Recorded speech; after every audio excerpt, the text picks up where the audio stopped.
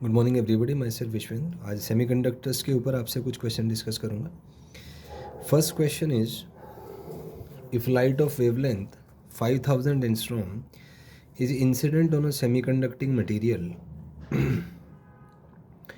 electron hole pairs are created, then find the energy band gap। तो हम 5000 angstrom के corresponding work function निकाल लेते हैं। तो ये स्टैंडर्ड फार्मूला है 12400 eV एंगस्ट्रॉम बाई लेमडा। तो यहाँ से कैलकुलेट करेंगे 2.48 इलेक्ट्रॉन वोल्ट आएगा।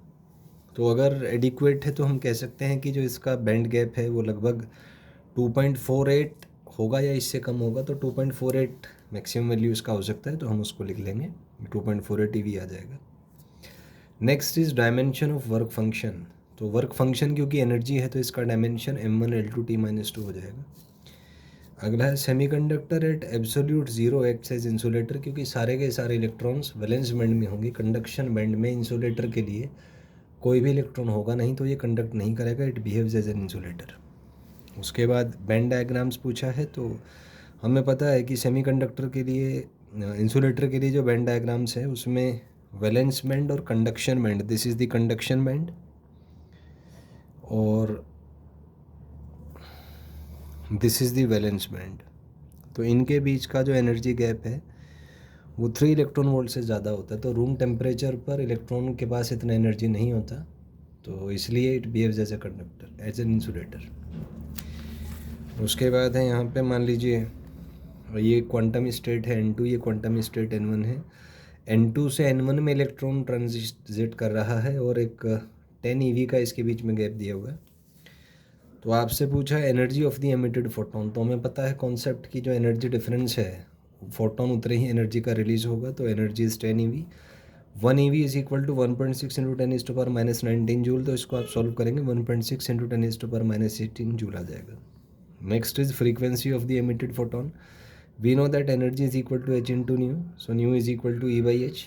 एनर्जी इज 10 EV, h को 4.14, 10⁻15 EV सेकेंड करेंगे तो ये यहाँ से सोल्व होकर लगभग 2.14 इंटू 10⁻15 हर्ट्ज आ जाएगा। Next is wavelength of emitted photon. तो c is equal to lambda into frequency. So lambda आएगा c बाई फ्रीक्वेंसी। इसको आप सोल्व कर लेंगे तो 1.3 इंटू 10⁻7 मीटर यहाँ से वेवलेंथ आ जाएगा। अब इसके लिए कुछ क्वेश्चंस हैं। कोई हाइड्रोजन एटम है, उसके क्वांटम स्टेट्स दिए हुए हैं। तो first is what is ground state energy. तो हमें पता है ग्राउंड स्टेट में -13.6 EV होता है। Next is what is total energy in first excited state. तो फर्स्ट एक्साइटेड मतलब n इज इक्वल टू 2, तो -13.6 बाई n स्क्वायर से n को 2 रखेंगे तो ये -3.4 हो जाएगा। Next is what is total energy in the second excited state. Second excited state है तो n इज इक्वल टू 3, तो 13.6 बाई n स्क्वायर करेंगे, -1.5 इलेक्ट्रॉन वोल्ट आ जाएगा। Next is what is minimum excitation energy. तो यहाँ से अगर हम एनर्जी डिफरेंस देखें तो ये 10.2 इलेक्ट्रॉन वोल्ट आता है ग्राउंड स्टेट से। तो कॉमन सेंस की बात है कि ग्राउंड स्टेट से फर्स्ट एक्साइटेड स्टेट में जो एनर्जी लगेगा वही मिनिमम होगा, क्योंकि उससे ज़्यादा अगर आप ऊपर ले जाएंगे तो एनर्जी बढ़ेगा ही। तो मिनिमम जो एक्साइटेशन एनर्जी है वो 10.2 EV यहाँ पे आ जाएगा। Next question is minimum excitation potential. तो इसमें से एनर्जी को हम Q इंटू वी EV लिख सकते हैं। तो ये 10.2 इलेक्ट्रॉन वोल्ट है मिनिमम, तो मिनिमम एक्साइटेशन पोटेंशियल 10.2 वोल्ट आ जाएगा। Next is excitation energy to move electron from n is equal to 1 to n is equal to 3।